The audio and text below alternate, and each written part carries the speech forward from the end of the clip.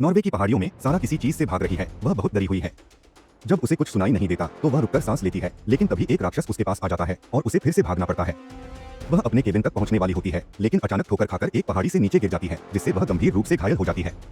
उसी समय राक्षस उसके पास पहुंच जाता है और उसे मार देता है। इसी बीच एक समूह मेडिकल छात्रों का ईस्टर की छुट्टियां मनाने के लिए पहाड़ियों में जंगल के एक केबिन में आता है। इसमें सारा के बॉयफ्रेंड वेगार्ड भी शामिल हैं, जो सोचता है कि सारा अभी अपनी स्कीइंग ट्रिप पर है और अगले दिन आएगी।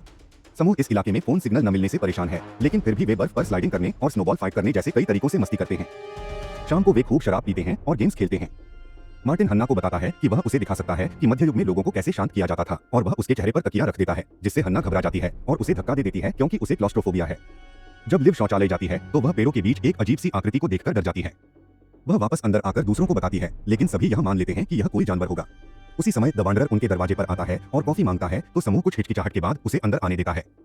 वांडरर इस मौके का उपयोग करके इस जगह के इतिहास के बारे में बताता है। द्वितीय विश्व युद्ध के दौरान जर्मन सैनिकों की एक टीम ने इस इलाके पर हमला किया था, क्योंकि यह यूके और रूस के बीच काफिले को रोकने के लिए एक महत्वपूर्ण कड़ी थी। कर्नल हर्जोग के नेतृत्व में सैनिकों ने 3 साल तक स्थानीय लोगों को प्रताड़ित और यातनाएं दी। बाद में जब जर्मनी युद्ध हारने वाला था तो सैनिकों ने सारी कीमती चीजें लूट ली। स्थानीय लोगों ने इस मौके का फायदा उठाया और रात में नाजियों पर हमला कर दिया, जिसमें ज्यादातर सैनिक मारे गए। हर्जोग और बचे हुए सैनिक लूट का सामान लेकर पहाड़ियों में छिप गए। क्योंकि वे कभी वापस नहीं आए, स्थानीय लोगों ने मान लिया कि वे ठंड से मर गए होंगे, लेकिन आजकल कहा जाता है कि वहाँ एक बुरी शक्ति है। जब वांडरर अपनी कहानी खत्म करता है तो समूह हंसता है और उस पर विश्वास नहीं करता। रॉय उसका मजाक उड़ाता है और वांडरर उसकी गर्दन पकड़कर उसे याद दिलाता है कि चीजें कितनी खतरनाक हो सकती हैं, फिर वह चला जाता है। रात के समय वेगार्ड को केबिन में एक आवाज सुनाई देती है। वह देखता है कि कोई फर्श के नीचे कुछ छिपा रहा है और उसे लगता है कि यह सारा है, इसलिए वह उसके पीछे जाता है और उसका नाम पुकारता है। वह बाहर निकलता है, जहां उसे सारा खून से सनी हुई मिलती है। उसी समय वेगार्ड की नींद खुलती है और उसे एहसास होता है कि यह सिर्फ एक बुरा सपना था। इसी बीच वांडरर अपने टेंट में डिनर कर रहा होता है जब उसे एक आवाज सुनाई देती है। वह अपनी बंदूक लेकर बाहर आता है और टॉर्च से चारों ओर देखता है। उसे कुछ दिखाई नहीं देता, लेकिन वह वही अजीब आवाज सुनता है। अचानक एक राक्षस प्रकट होता है और वांडरर का गला काट देता है। वह अपने टेंट में छिपने के लिए भागता है, लेकिन राक्षस उसका पीछा करता है और उसे खत्म कर देता है। अगली सुबह वेगार्ड स्नोमोबाइल पर सारा को ढूंढने निकलता है। उसे बुरा एहसास होता है, इसलिए वह दूसरों को बताता है कि अगर वह कल तक वापस नहीं आया तो वे मदद लें। कुछ घंटों की खोज के बाद वेगार्ड ब्रेक लेने रुकता है और पास में एक टेंट देखता है। वह अंदर झांकता है और वांडरर की लाश देखकर स्तब्ध रह जाता है, जिसकी आंतें बाहर निकली हुई हैं। बर्फ पर खून के निशान भी हैं, इसलिए वह उनका पीछा करना शुरू कर देता है, उम्मीद करता है कि वे उसे सारा तक ले जाएंगे। आखिरकार उसे स्नोमोबाइल छोड़कर पैदल चलना पड़ता है और वह एक गड्ढे में गिरकर बेहोश हो जाता है। केबिन में हन्ना खाना बनाते समय अपनी उंगली काट लेती है और मार्टिन खून देखकर परेशान हो जाता है, तो दूसरे उसका मजाक उड़ाते हैं और सोचते हैं कि वह डॉक्टर कैसे बनेगा। फिर एयरलाइन फर्श के नीचे सप्लाई चेक करता है और एक रहस्यमय बॉक्स ढूंढता है। जब वह इसे खोलता है तो उसमें द्वितीय विश्व युद्ध के ज्वेलरी और सोने के सिक्के मिलते हैं।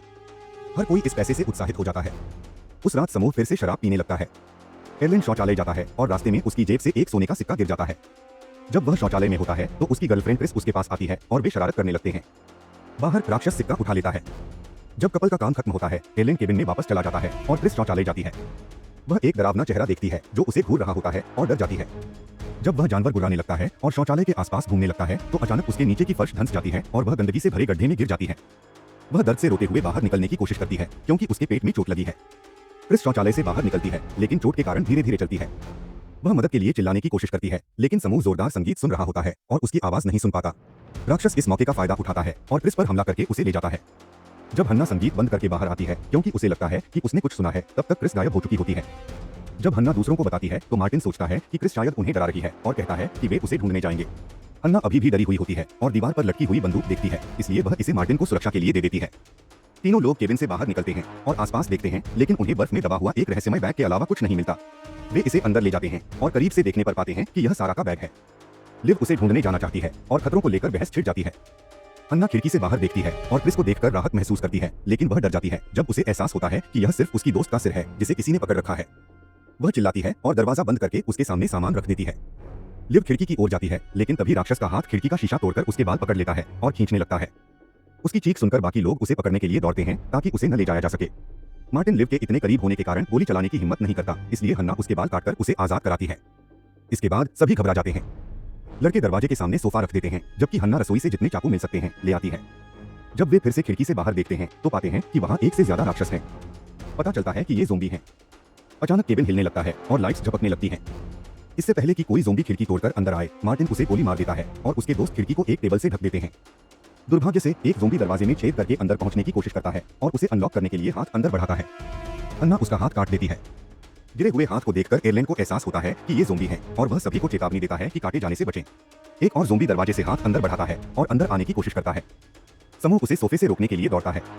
केवल डरा हुआ एयरलैन पीछे रह जाता है, जिससे एक ज़ोंबी के लिए उसे खिड़की से पकड़ना आसान हो जाता है। उसके दोस्त उसे पकड़कर अंदर रखने की कोशिश करते हैं, लेकिन तभी एक और ज़ोंबी एयरलैन के पीछे आकर उसके मुंह और आंखों में अपनी सड़ी हुई उंगलियां डाल देता है। काफी खींचतान के बाद राक्षस एयरलैन का सिर फाड़ देता है। जब उसका दिमाग जमीन पर गिरता है तो ज़ोंबी उसके शरीर को ले जाता है। बाकी समूह सुबह तक जीवित रहता है और पहाड़ की तलहटी में खड़ी कारों में जाने का फैसला करता है। रॉय और मार्टिन बाहर जाते हैं और ज़ोंबी को आकर्षित करने के लिए शोर मचाने लगते हैं, जबकि लिव और हन्ना चुपके से वाहनों की तलाश में निकल जाती हैं। लड़कों पर हमला करने के लिए कोई ज़ोंबी नहीं आता, इसलिए वे मान लेते हैं कि ये जीव धूप से नफरत करते हैं। इसी बीच वेगार्ड गड्ढे में होश में आता है, जो एक गुफा का हिस्सा निकलता है। वह बर्फ में एक कमजोर जगह ढूंढता है, जिससे वह बाहर निकल सकता है और सतह पर वापस आ जाता है। स्नोमोबाइल से कुछ चीजें लेकर वह एक मशाल बनाता है और गुफा में वापस जाकर उसे एक्सप्लोर करना शुरू कर देता है। जमीन पर खुले कब्रें, बहुत सारी बंदूकें और एक नाजी झंडा भी होता है, जो वांडर की कहानी की पुष्टि करता है। इसका मतलब है कि ये ज़ोंबी युद्ध के समय के नाजी सैनिक हैं। वेगार्ड आसपास देखता रहता है और हेलमेट्स के बीच सारा का सिर देखकर स्तब्ध रह जाता है। अचानक एक ज़ोंबी उसके पीछे आ जाता है और वेगार्ड उसे मुक्का मारकर गिरा देता है। ज़ोंबी तुरंत जवाबी हमला करता है और वेगार्ड को गुफा से बाहर फेंक देता है। फिर वह वेगार्ड को जमीन पर गिराकर उसे चाकू से मारने की कोशिश करता है, लेकिन वेगार्ड तुरंत उसे निहत्था कर देता है। इससे ज़ोंबी गुस्से में उसे मुक्के मारने लगता है और उसकी बाह काटने की कोशिश करता है। हालांकि ठंड के कारण वेगार्ड ने कई परतें पहन रखी हैं, इसलिए ज़ोंबी सिर्फ कपड़े चबाता है। फिर वह वेगार्ड को सिर से मारता है और उसके चेहरे को काटने की कोशिश करता है, लेकिन वेगार्ड उसे पहले ही काट लेता है। वह राक्षस को धक्का देकर दूर करता है और उसके अपने ही हेलमेट से उसे पीटकर गिरा देता है। जब वेगार्ड जमीन पर गिरता है तो एक और ज़ोंबी बर्फ के नीचे से उसकी ओर बढ़ता है और वेगार्ड को तेजी से हटना पड़ता है। ज़ोंबी बाहर आता है और वेगार्ड पर हमला करता है, जो चट्टान के किनारे के बहुत करीब हो जाता है। वेगार्ड लकड़ी का एक टुकड़ा तोड़कर ज़ोंबी के सिर पर मारता है, लेकिन हेलमेट उसकी रक्षा करता है और ज़ोंबी जवाबी मुक्का मारता है। फिर वेगार्ड गिरी हुई दूसरी चाकू ढूंढता है और उसे ज़ोंबी की आंख में फेंक देता है। इसके बाद वह उसे एक पेड़ के खिलाफ लात मारता है, जिससे एक टहनी उसके शरीर में घुस जाती है और उसकी आंतें बाहर निकल आती हैं। उसी समय पहला ज़ोंबी उठता है और वेगार्ड को चट्टान से गिराने के लिए उस पर हमला करता है। वेगार्ड गिरने से बचने के लिए दूसरे ज़ोंबी की आंतें पकड़ लेता है। जब वे चट्टान के किनारे लटके होते हैं तो ज़ोंबी मौके का फायदा उठाकर वेगार्ड की गर्दन काट लेता है। दर्द से चिल्लाने के बाद वेगार्ड राक्षस को सिर से मारना शुरू कर देता है, जब तक कि वह नीचे न गिर जाए। जंगल में हन्ना और लिव अभी भी भाग रही होती हैं, लेकिन उन्हें पता नहीं होता कि वे कहां जा रही हैं। जब वे अपने विकल्पों पर चर्चा कर रही होती हैं, तो उनके पीछे एक ज़ोंबी आ जाता है और उनका पीछा करना शुरू कर देता है। हन्ना एक पेड़ के पीछे छिप जाती है और सही मौके का इंतजार करती है। वह ज़ोंबी पर हमला करके उसे गिरा देती है और फिर उसके सिर को कुचल देती है। दुर्भाग्य से और ज़ोंबी आ जाते हैं और लिव का पीछा करते हुए उसे बेहोश कर देते हैं। कुछ मिनट बाद लिव होश में आती है और यह देखकर डर जाती है कि ज़ोंबी उसके अंगों को खा रहे हैं। अपनी आखिरी सांस में वह ज़ोंबी की बेल्ट में लगी ग्रेनेड को सक्रिय कर देती है, जिससे उसके आसपास के सभी ज़ोंबी मर जाते हैं और वह भी इस प्रक्रिया में मर जाती है। हन्ना को धमाके की आवाज और धुआं दिखाई देता है, लेकिन यह बाकी ज़ोंबी और उनके नेता हर्ज़ोग को भी दिखाई देता है। जब जीव जंगल में खोजबीन शुरू करते हैं तो हन्ना एक पेड़ के ऊपर छिप जाती है और एक चिड़िया को डरा देती है, जो शोर मचाने लगती है। वह उसे मारने के लिए कई बार प्रहार करती है, लेकिन तब तक बहुत देर हो चुकी होती है। शोर ने उसकी लोकेशन बता दी होती है। एक ज़ोंबी पेड़ पर चढ़ना शुरू कर देता है और हन्ना मरी हुई चिड़िया को उस पर फेंकती है, लेकिन इसका कोई असर नहीं होता। फिर वह एक टहनी पकड़कर नीचे कूदती है और नीचे मौजूद ज़ोंबी के चेहरे में घुसाकर उसे मार देती है। दूसरा ज़ोंबी भी पेड़ से कूदता है और जंगल में हन्ना का पीछा करना शुरू कर देता है, जब तक कि वह उसे चट्टान के किनारे घेर नहीं लेता। जब वह करीब आता है तो हन्ना बर्फ पर पैर पटकना शुरू कर देती है, जब तक कि वह टूट नहीं जाती और दोनों खाई में गिर जाते हैं। कुछ मिनट बाद हन्ना होश में आती है और खुद को बर्फ में दबा हुआ पाती है। काफी मेहनत के बाद वह बाहर निकलने में कामयाब होती है, लेकिन तभी पता चलता है कि ज़ोंबी भी जिंदा है। चूंकि वह भी बर्फ में दबा हुआ होता है, हन्ना आसानी से उसके सिर पर लात मारकर उसे मार देती है। इसी बीच वेगार्ड अपनी स्नोमोबाइल तक वापस पहुंचने में कामयाब हो जाता है और एक मछली पकड़ने वाला हुक का उपयोग करके अपने घाव को सिलता है। फिर वह नाजी के ठिकाने से एक मशीन गन लेता है और वहां से निकल जाता है। एक ज़ोंबी उसका पीछा करने की कोशिश करता है, लेकिन एक टहनी उसे गिरा देती है। केबिन में मार्टिन खिड़की से ज़ोंबी को धकेल रहा होता है, जबकि रॉय एक मोलोटोव बम बनाता है। वह इसे दुश्मन पर फेंकने की कोशिश करता है, लेकिन वह चूक जाता है और यह दीवार पर लग जाता है। जब लकड़ी आग पकड़ लेती है तो मार्टिन इमरजेंसी लाइन पर कॉल करने की कोशिश करता है, लेकिन वे उसकी पागलपन भरी कहानी पर विश्वास नहीं करते और कॉल काट देते हैं। वे केबिन से बाहर भागते हैं और सुरक्षित रूप से पास की झोपड़ी तक पहुंच जाते हैं, जहां उन्हें कई उपकरण मिलते हैं। हर्ज़ोग दूर से आग देखता है और अपनी ज़ोंबी सेना को भेजता है। रॉय और मार्टिन झोपड़ी से बाहर आते हैं और लड़ने के लिए तैयार हो जाते हैं। वे एक के बाद एक ज़ोंबी को मारते हुए अपने गुस्से और दुख को बाहर निकालते हैं। हालांकि चाहे वे कितने भी ज़ोंबी मार लें और जीव आते रहते हैं और उन्हें यकीन नहीं होता कि वे इस लड़ाई को जीत पाएंगे। उसी समय वेगार्ड वहां पहुंचता है और मशीन गन से गोलियां चलाता है, जिससे सभी ज़ोंबी कुछ ही सेकंड में गिर जाते हैं। एक ज़ोंबी अभी भी खड़ा होता है और वेगार्ड स्नोमोबाइल से उसे कुचल देता है। एक और जीव जंगल से बाहर आता है और उसे मुक्का मारने की कोशिश करता है, लेकिन वेगार्ड तुरंत उसे सिर से मारकर जमीन पर गिरा देता है और स्नोमोबाइल को उसके ऊपर चढ़ाकर उसे मार देता है। एक तीसरा ज़ोंबी भी उसे चौंकाने की कोशिश करता है, लेकिन वेगार्ड आसानी से उसे मुक्का मारता है और स्नोमोबाइल के इंजन से उसे खत्म कर देता है। तीनों दोस्त सोचते हैं कि उन्होंने लड़ाई जीत ली है, लेकिन अचानक वेगार्ड के पीछे और ज़ोंबी आ जाते हैं और एक साथ उसे छुरा घोंप देते हैं। फिर वे उसके शरीर को पकड़कर खींचते हैं और उसके सभी हाथ, पैर और सिर को फाड़ देते हैं।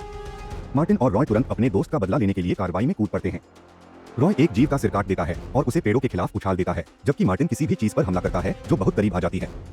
वह अपने गुस्से में इतना अंधा हो जाता है कि जब कोई उसके कंधे को छूता है तो वह उस पर भी हमला कर देता है और तब तक उसे एहसास नहीं होता कि यह हन्ना है, जब तक कि बहुत देर नहीं हो जाती। खून से लथपथ हन्ना घुटनों के बल गिर जाती है और मार्टिन उसके पास दौड़ता है और उसे मरते हुए देखता है। उसी समय हर्ज़ोग 6 और ज़ोंबी सैनिकों के साथ प्रकट होता है। मार्टिन तुरंत गोलियां चलाता है और ज्यादातर दुश्मनों को मार देता है, लेकिन उसकी गोलियां खत्म हो जाती हैं। आखिरी ज़ोंबी उसे जमीन पर गिरा देता है और उसकी बाह काट लेता है, इससे पहले कि रॉय हथौड़े से उसका सिर कुचल दे। घबराया हुआ मार्टिन अपने घाव को देखता है और नाज़ी बनने से इनकार करता है, इसलिए वह अपने हाथ को काटने का फैसला करता है। चेनसॉ का उपयोग करके काम पूरा करने के बाद मार्टिन घाव को जलाकर सील कर देता है। दुर्भाग्य से यह सब व्यर्थ हो जाता है, क्योंकि एक ज़ोंबी बर्फ से निकलकर उसकी जांघ को काट लेता है। मार्टिन उसे धक्का देकर दूर करता है और उसके सिर को कुचल देता है, लेकिन वह अपने अंग को काटने से इनकार कर देता है। अचानक हर्ज़ोग जोर से गुर्राता है और ज़ोंबी की एक सेना बर्फ से निकलने लगती है। रॉय और मार्टिन भागना शुरू कर देते हैं, जबकि ज़ोंबी उनका पीछा करते हैं। रॉय गलती से कुछ टहनियों में फंस जाता है और दुश्मन उस तक पहुंच जाता है, उसके सिर पर प्रहार करता है और उसके पेट को चीर देता है। जब रॉय पीछे हटता है तो वह पाता है कि उसकी आंतें एक पेड़ में फंसी हुई हैं और गाली देते हुए मर जाता है। हर्ज़ोग करीब आता है और रॉय के शरीर से एक घड़ी ले लेता है, जिससे मार्टिन को एहसास होता है कि वह पुराने खजाने को चाहता है। दो ज़ोंबी को धक्का देकर दूर करने के बाद मार्टिन केबिन की ओर भागता है, जो पूरी तरह से जल चुका होता है। वह राख में खोजता है और बॉक्स ढूंढ लेता है, ठीक उसी समय जब हर्ज़ोग अपनी सेना के साथ प्रकट होता है। मार्टिन उन्हें बॉक्स दे देता है और बिना किसी हमले के वहां से चला जाता है।